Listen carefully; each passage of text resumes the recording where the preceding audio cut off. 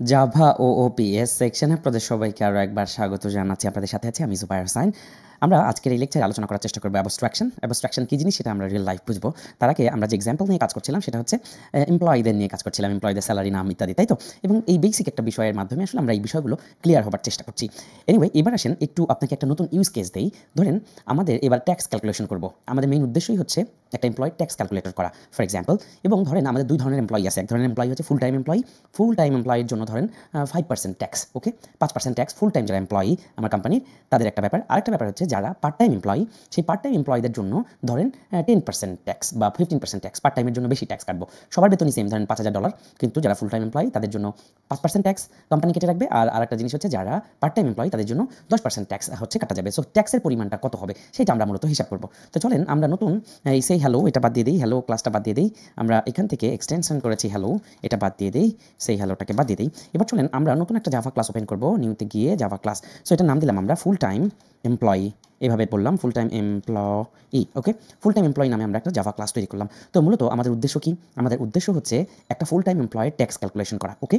তো আমাদের এখানে এমপ্লয়ি জাভা ক্লাসের হেল্প লাগবে, কারণ আমরা কোন এমপ্লয়ের ট্যাক্স ক্যালকুলেশন করছি, তার নাম কি, তার পজিশন কি, তার স্যালারি কত, তার সব কিছুর বিনিময়ে আমরা ফুল টাইম এমপ্লয়ের ট্যাক্স ক্যালকুলেশন করবো। কিন্তু এখানে পার্থক্যটা কি বলেন তো? পার্থক্যটা হচ্ছে ফুল টাইম এমপ্লয়ের জন্য আর পার্ট টাইম এমপ্লয়ের জন্য কিন্তু ট্যাক্সের হিসাবটা আলাদা শর্ত অনুসারে। বিকজ ফুল টাইম এমপ্লয়ের জন্য 5% ট্যাক্স আর পার্ট টাইম এমপ্লয়ের জন্য ধরেন 10% বা 15% ট্যাক্স। চলেন আমরা পার্ট টাইম এমপ্লয়ের জন্য নতুন একটা জাভা ক্লাস ওপেন করি। ফর এক্সাম্পল এটার নাম দিলাম আমরা পার্ট টাইম এমপ্লয়ি, ওকে। পার্ট টাইম এমপ্লয়ের জন্য আমরা একটা জাভা ক্লাস ওপেন করেছি, ফুল টাইম এমপ্লয়ের জন্য একটা জাভা ক্লাস ওপেন করেছি।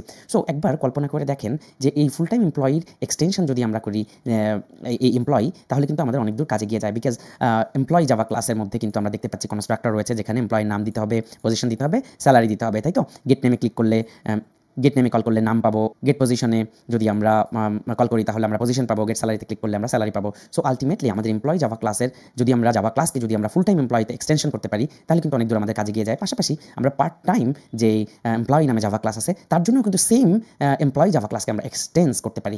এক্সটেনশন জাভা ক্লাসের মানে হলো এই এমপ্লয়ি জাভা ক্লাসের মধ্যে যা যা মালপাতি আছে, যদি ফুল টাইম এমপ্লয়ি জাভা ক্লাস বা পার্ট টাইম এমপ্লয়ি জাভা ক্লাসের মধ্যে আমরা এক্সটেনশন করতে পারি, তাহলে আসলে আমরা এমপ্লয়ি জাভা ক্লাসে যা যা মালপাতি আছে সেগুলো এই জাভা ক্লাসগুলোতে ইউজ করতে পারবো। অলরাইট, সো এবার আসেন আমাদের এই পাবলিক ক্লাস এমপ্লয়ি, এই ক্ষেত্রে আমরা যদি চাই যে এই এমপ্লয়ি ক্লাসটাকে সরাসরি আর অ্যাক্সেস করা যাবে না। ফর এক্সাম্পল এর আগে আমরা কি করেছিলাম, এমপ্লয়ি ইকুয়াল টু বা employee 1 equal to new employee, এভাবে আসলে আমরা যদি কল করতে না চাই, তাই না? মানে আমরা চাচ্ছি যে এমপ্লয়ি জাভা ক্লাসকে ডিরেক্টলি কোনো ইউজ নাই, কারণ একটা এমপ্লয়ি জাভা ক্লাসের আমি আমার প্রজেক্টের মধ্যে ধরেন এর কোনো ইউজই নাই। শুধু ফুল টাইম এমপ্লয়ি ট্যাক্স ক্যালকুলেশন করার উদ্দেশ্যে অথবা part time employee tax calculation করার উদ্দেশ্যে আমরা এমপ্লয়ি জাভা ক্লাসটাকে ইউটিলাইজ করছি। কল্পনা করেন, এইভাবে চিন্তা করেন। তো সেক্ষেত্রে আমরা পাবলিক ক্লাস, পাবলিকের পরে ক্লাসের আগে আমরা নতুন একটা কিওয়ার্ড যুক্ত করব, সেটা হচ্ছে অ্যাবস্ট্রাক্ট। অ্যাবস্ট্রাক্ট মানে কি? অ্যাবস্ট্রাক্ট মানে হলো এই জাভা ক্লাসটা বা এই নির্দিষ্ট ক্লাসটাকে আসলে সরাসরি আর ইউটিলাইজ করা যাবে না, সে অন্য কোনো জাভা ক্লাসের লেজুর হয়ে থাকবে, ঠিক আছে? এটা হচ্ছে সুপার ক্লাস হয়ে থাকবে অন্য কোনো জাভা ক্লাসের, বাট অফকোর্স একে আমরা ডিরেক্টলি কল করে কোনো অবজেক্ট তৈরি করতে পারবো না। বোঝা গেছে? অ্যাবস্ট্রাক্ট ক্লাস, অ্যাবস্ট্রাক্ট যখনই থাকবে কোনো একটা ভ্যারিয়েবলের আগে, কোনো একটা মেথডের আগে, তার মানে বুঝে নেবেন যে ওই নির্দিষ্ট ক্লাসকে আসলে সরাসরি ইউজ করে অবজেক্ট তৈরি করা যাবে না, সেটা কেবলমাত্র অন্য কোনো জাভা ক্লাসকে হেল্প করার জন্য তৈরি হয়েছে, অন্য কোনো জাভা ক্লাসের লেজুর হিসেবে তৈরি হয়েছে। তাহলে আমরা কি বলবো? Public abstract class employee, because আমাদের উদ্দেশ্য এই এমপ্লয়ি জাভা ক্লাসটাকে ডিরেক্টলি ইউটিলাইজ করতে আমরা দিব না। এবার আসেন এমপ্লয়ি যে জাভা ক্লাস, অ্যাবস্ট্রাক্ট ক্লাস আমরা তৈরি করলাম, এই অ্যাবস্ট্রাক্ট ক্লাসের মধ্যে আমরা বলেছি দেখেন অ্যাবস্ট্রাক্ট জাভা ক্লাসকে যখন আমি কল করব তখন আলটিমেটলি এই এমপ্লয়ি জাভা ক্লাসের মধ্যে আসলে সব কিছুই কিন্তু get salary, get position, get name এবং কনস্ট্রাক্টর এই সব কিছুই কিন্তু সিমিলার, আমার কোনো অসুবিধা তৈরি করতেছে না। কিন্তু আমার এখানে একটা মেথড দরকার। সেই মেথডটা হচ্ছে কি? সেই মেথডটা হলো ক্যালকুলেট ট্যাক্স ক্যালকুলেশন। এবং এখানে মজার একটা বিষয় হচ্ছে যে এই ট্যাক্স ক্যালকুলেশনটা ফুল টাইম এমপ্লয়ের জন্য একরকম হবে, পার্ট টাইম এমপ্লয়ের জন্য অন্যরকম হবে। কিন্তু আমি চাচ্ছি এই ট্যাক্স ক্যালকুলেশনের যে মেথডটা, সেই মেথডটাকে আমি এই এমপ্লয়ি ক্লাসের মধ্যে ডিক্লেয়ার করব। সেটা হচ্ছে কিভাবে? পাবলিক, আমরা মেথড কিভাবে করি? Public abstract, alright, abstract float, then আমরা বলতে পারি হচ্ছে calculate tax, for example calculate tax, and then আমরা ফার্স্ট ব্র্যাকেট শুরু, ফার্স্ট ব্র্যাকেট শেষ, দেন আমরা সেমিকোলন দিয়ে এই লাইনটা শেষ করে ফেলতে পারি। এবার দেখেন আমরা যদি ট্যাক্স ক্যালকুলেশনের জন্য নর্মাল একটা মেথড তৈরি করতাম, তাহলে মেথডটা হতো এরকম পাবলিক ফ্লোট, তাই তো? ক্যালকুলেট ট্যাক্স বা ক্যালকুলেট, রাইট, এরকম, দেন ফার্স্ট ব্র্যাকেট শুরু, ফার্স্ট ব্র্যাকেট শেষ, সেকেন্ড ব্র্যাকেট শুরু, সেকেন্ড ব্র্যাকেট শেষ, এভাবে আমাদের একটা মেথড হতো এবং সেখানে একটা রিটার্ন থাকতো কিছু একটা, তাই তো? যেহেতু আমরা রিটার্ন টাইপ ফ্লোট ধরেছি, তাহলে আমরা এই মেথডটাকে আসলে এই ফ্লোটের আগে পাবলিকের পরে আমরা অ্যাবস্ট্রাক্ট কথাটা যুক্ত করার মানে হলো আমি বলছি যে ক্যালকুলেট ট্যাক্স হচ্ছে একটা অ্যাবস্ট্রাক্ট মেথড। অ্যাবস্ট্রাক্ট মেথডটা আসলে আসলে কি জিনিস অ্যাবস্ট্রাক্ট মেথডটা সবসময় এভাবে এক লাইনে ডিক্লেয়ার করা থাকে, এর কোনো বডি থাকে না, এর অফকোর্স সেকেন্ড ব্র্যাকেট আর সেকেন্ড ব্র্যাকেট থাকবে না, এটা এভাবেই শেষ হয়ে যাবে। তাহলে অ্যাবস্ট্রাক্ট মেথডের আলটিমেটলি কোনো বডি থাকবে না, এটা নর্মাল একটা মেথডের মতো হতে পারতো, পাবলিক ফ্লোট ক্যালকুলেট ট্যাক্স দেন বডি হয়ে কিন্তু হতে পারতো, বাট আলটিমেটলি এটা বডি থাকবে না, কারণ হচ্ছে এটা একটা অ্যাবস্ট্রাক্ট মেথড। ক্যালকুলেট ট্যাক্স কি একটা অ্যাবস্ট্রাক্ট মেথড, অ্যাবস্ট্রাক্ট মেথডের কোনো বডি থাকতে পারবে না। সো কেন এই অ্যাবস্ট্রাক্ট মেথড আমি ইউজ করছি? দেখেন আমি ফুল টাইম এমপ্লয়িতে যখন যাব, public plus full time employee extends, আমি যদি বলি এবার এক্সটেন্স এমপ্লয়ি জাভা ক্লাসকে কি করছি আমি এক্সটেন্ড করছি, সাথে সাথে আমরা দেখতে পাচ্ছি একটা এরর, এবং এই এররটার এখানে যদি আমি জাস্ট মার্ক রেখে এই লাল বাতিতে ক্লিক করি, তখন আমার এখানে বলবে ইমপ্লিমেন্ট মেথড, তার মানে আমার ওভাররাইড ইমপ্লিমেন্টেড মেথড ইমপ্লিমেন্ট করতে বলে, ঠিক আছে। সো এবার আমি যখন ইমপ্লিমেন্ট মেথডে ক্লিক করবো, তখন দেখেন ক্যালকুলেট ট্যাক্স একা একা নিয়ে নিয়েছে।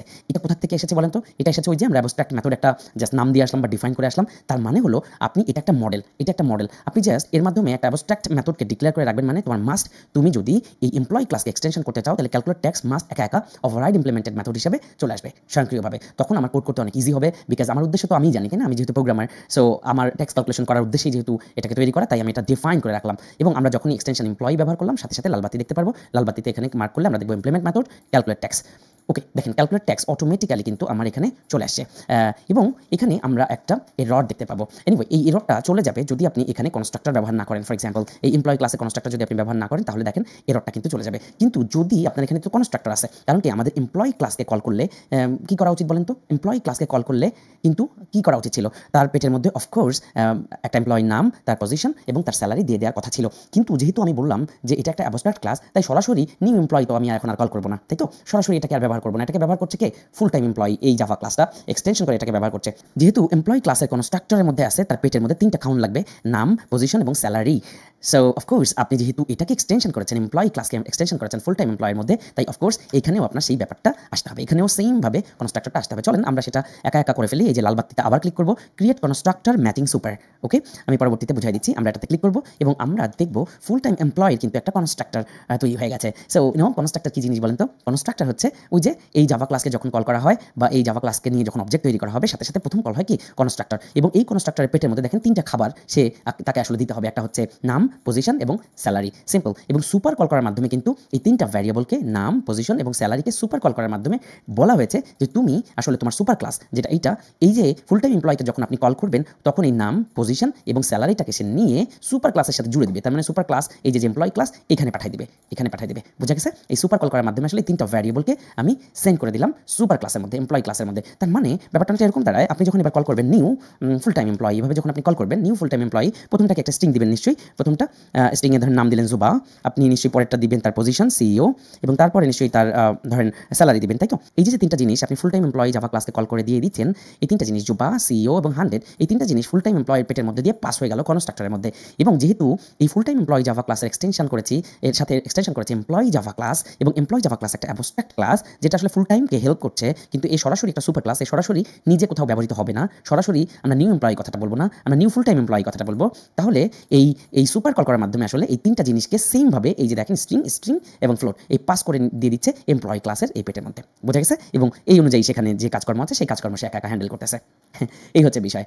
অলরাইট, সো এবার আসেন ফুল টাইম এমপ্লয়ি হয়ে গেল, এবার আসেন ক্যালকুলেট ট্যাক্স। ক্যালকুলেট ট্যাক্স হচ্ছে ওভাররাইড মেথড হিসেবে আমরা দেখতে পাচ্ছি। কেন এটা ওভাররাইড মেথড বলেন তো? কারণ এমপ্লয়ি ক্লাসকে আমরা এখানে এক্সটেনশন করেছি, কিন্তু এমপ্লয়ি ক্লাসের মধ্যে আমরা দেখতে পাচ্ছি একটা অ্যাবস্ট্রাক্ট ক্লাস ডিফাইন করা, অ্যাবস্ট্রাক্ট ক্লাসের নাম দেওয়া যে public abstract float calculate tax. Alright, so আপনি এখানে একাধিক কিন্তু অ্যাবস্ট্রাক্ট ক্লাস তৈরি করতে পারেন, অ্যাবস্ট্রাক্ট মেথড তৈরি করতে পারেন। Public abstract for example float calculate salary, ধরেন ক্যালকুলেট নামে আমি একটা মেথড আর একটা যদি ডিক্লেয়ার করি, তাহলে ফুল টাইম এমপ্লয়িতে গিয়ে দেখবেন যে আবারও সে এরর দিচ্ছে, বিকজ সে আরও একটা মেথড আমাকে ইমপ্লিমেন্ট করতে বলে। দেখেন ক্যালকুলেট নামে আরও একটা মেথড। তার মানে আপনি এই যে এক্সটেনশন করেছেন, এই এক্সটেনশনের মধ্যে অ্যাবস্ট্রাক্ট মেথডকে ডিফাইন করে রাখা মানে অফকোর্স তোমার এই যেখানে এক্সটেনশন করেছো যেই জাভা ক্লাসের মধ্যে, তার মধ্যে অবশ্যই এই ওভাররাইড ইমপ্লিমেন্টেড মেথডটা অটোমেটিক্যালি এসে বসে যাবে, বা তোমার মাস্ট এটা নিয়ে কাজ করতেই হবে। ক্যালকুলেট ট্যাক্স অটোমেটিক্যালি এসে বসে গেছে। এবার আসেন ক্যালকুলেট ট্যাক্স মানে আমি বলেছি ফুল টাইম এমপ্লয়ের জন্য 5% ট্যাক্স, এটা হলো শর্ত দিয়েছি। তাহলে ক্যালকুলেট ট্যাক্সকে যখন আমি কল করবো, তখন সে রিটার্ন করা উচিত কি বলেন তো?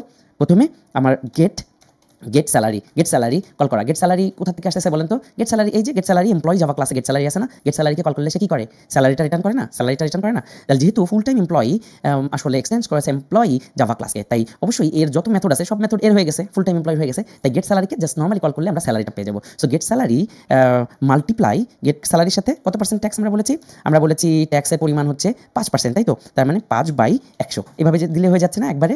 গেট স্যালারি কত 5% মানে কি 100 টাকায় 5 টাকা হচ্ছে ট্যাক্স, 1 টাকায় 5/100, আর স্যালারি যা তা সেই টাকায় গেট স্যালারি মাল্টিপ্লাই বাই 5/100। তাহলে আমরা আলটিমেটলি ক্যালকুলেট স্যালারিকে যদি আমরা এই মেথডটাকে কল করি তাহলে আমরা রিটার্ন হিসেবে পাবো যে কত টাকা আসলে ট্যাক্স। অলরাইট, আমার মনে হয় এতটুকু ক্লিয়ার করতে পেরেছি যে কিভাবে ঘটনাগুলো ঘটছে। আমরা পরবর্তী লেকচারে বাকি অংশ নিয়ে আলোচনা করব।